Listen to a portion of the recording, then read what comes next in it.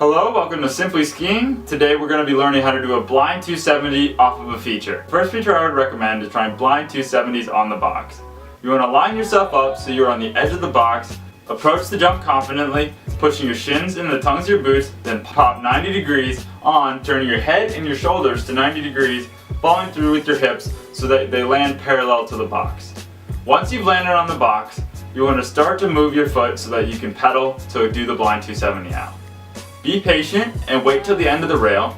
Once the end of the rail comes, you're going to push off your toe and push it horizontally while popping off the back foot.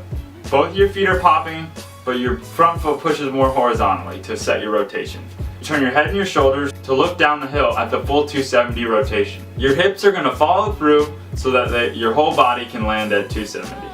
One problem I had when I originally did this is I would keep my shoulders down, and a lot of people have a similar problem when they're doing 270s. They keep their head down and they kind of do 270 where it's not as comfortable. So make sure your shoulders are up, your head is up, everything is level, and you get a nice good pop off the rail, so it's a much easier rotation. Once you finish your rotation, land in an aggressive stance, keeping your shins pressing the tongues of your boots, and ride away smoothly.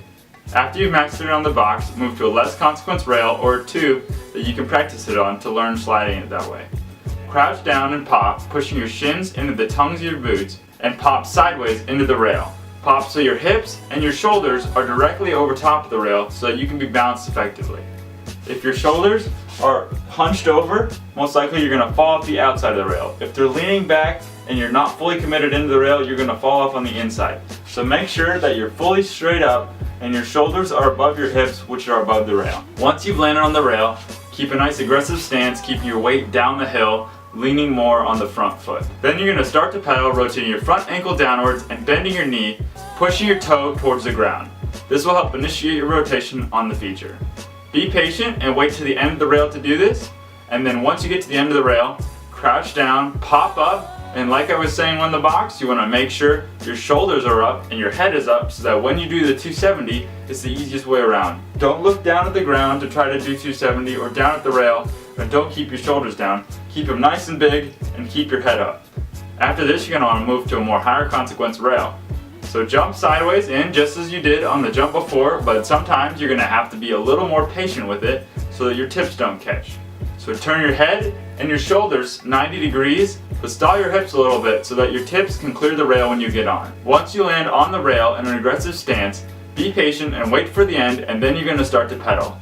Just as you did in the last two features, you're going to rotate your ankle downwards, bend your knee, and push your toe towards the ground. Then you're going to crouch down and get ready to pop, and as you hit the very end of the rail, you're going to pop up and turn your head and your shoulders towards 270 degrees down the hill. Follow through with your hips, land straight, absorb with your knees, keeping your weight forward, and ride away cleanly.